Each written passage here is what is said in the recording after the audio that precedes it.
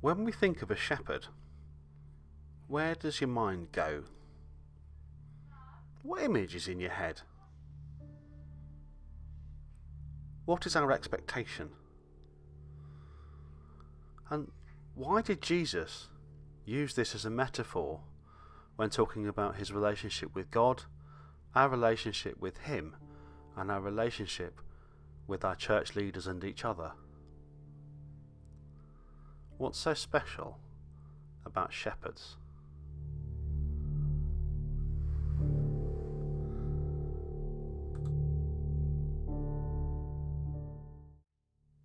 Good morning.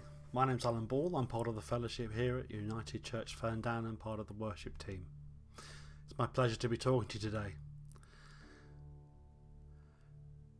The Good Shepherd. What's so special about shepherds? Why did Jesus refer to himself as one? It's a big question, and it's something I've been looking into this week as I prepared for this talk. I wondered why it was that Jesus used this metaphor when at the time of Jesus the shepherd was the butt of many jokes. He was regarded as the bumpkin, uneducated. And as I looked more into the role of a shepherd, I began to understand that the shepherd analogy, that metaphor, is incredibly powerful because Jesus knew stuff that many of us don't. If you know anyone that lives on a farm and works with sheep, you'll know it's a dirty, smelly business. Sheep are fairly disgusting animals, really. They're difficult. They make a lot of noise. They don't often do as they're told. They can be really stubborn. And taking care of them is a full-time job.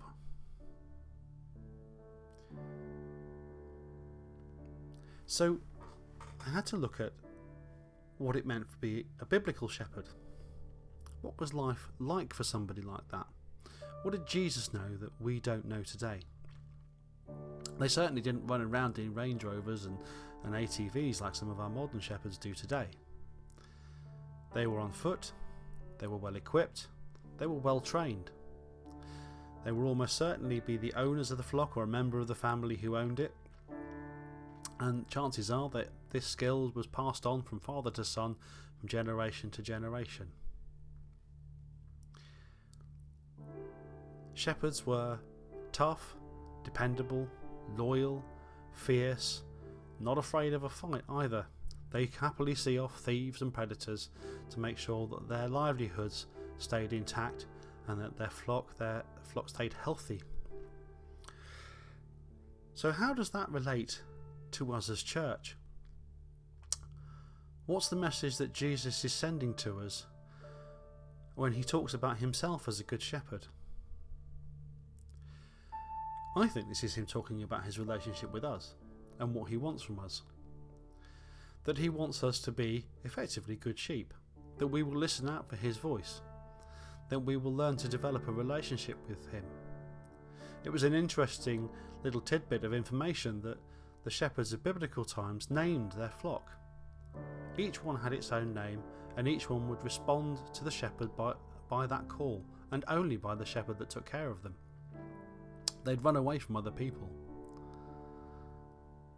So when we hear the Good Shepherd's voice, do we recognise it? Do we know when Jesus is calling us to do different things? Do we know our Master's voice? Have we spent time listening and waiting on him in this past week so that we can clearly hear what our Good Shepherd is calling us to do? We're in a period of change and transition in our house. My first granddaughter has arrived, my children are all moving out, and at the moment we're spending a lot of time asking God what's next. And I really am genuinely spending a lot of time seeking out the Good Shepherd's voice to find out what it is he wants from me next.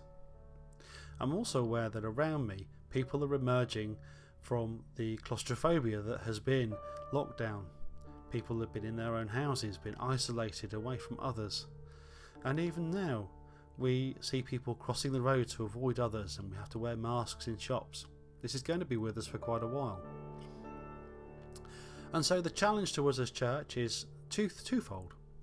One is, how do we care for ourselves and our own fellowship?